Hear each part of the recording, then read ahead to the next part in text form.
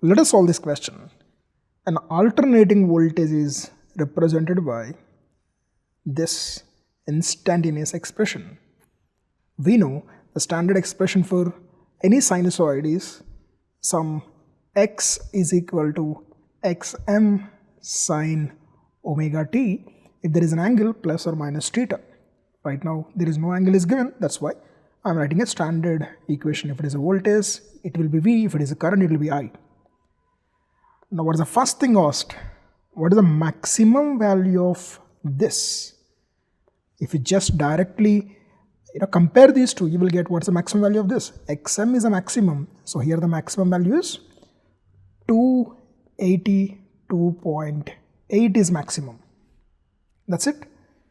We got the maximum value. What next is asked? Frequency of it. What is the frequency of this? Just check it out. Omega is a frequency in radian per second. So omega is, just relate these two equations, that's it. Omega is equal to 317 radian per second. This is a frequency. Yes, this is an angular frequency. This is what? Angular frequency, which is equal to 2 pi f. You can directly write this 317 radian per second. This is also frequency, or you want to convert into cycles per second. F, you can find out this f. F is equal to 317 divided by 2 pi. Let's get to the calculator, and 317 by 2 pi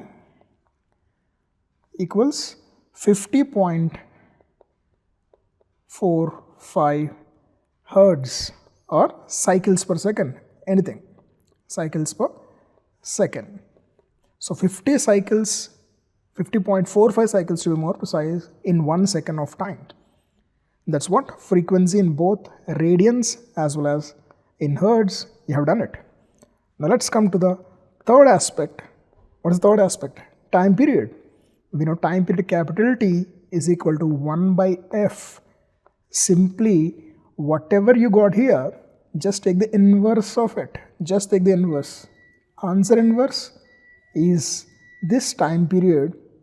I am writing it as 0.0198 seconds, or else you can say 19.8 milliseconds. Okay, you just go to this engineering mode, it will give it this ENG here, engineering. So 19.82 into 10 power minus 3 is milli. That's it. So this is the third one. Now comes the fourth one. This is an interesting one.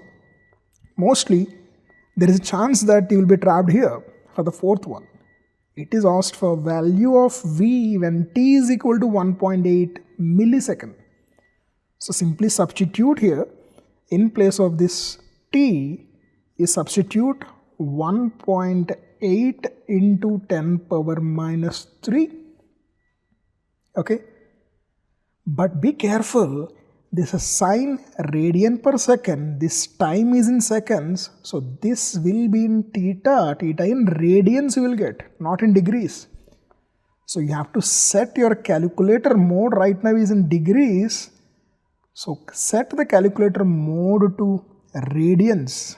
Okay, so go to mode and it is in degrees, select to radians, which is 4. Now calculator is in radians. Now simply 282.8 into sine, what are the values?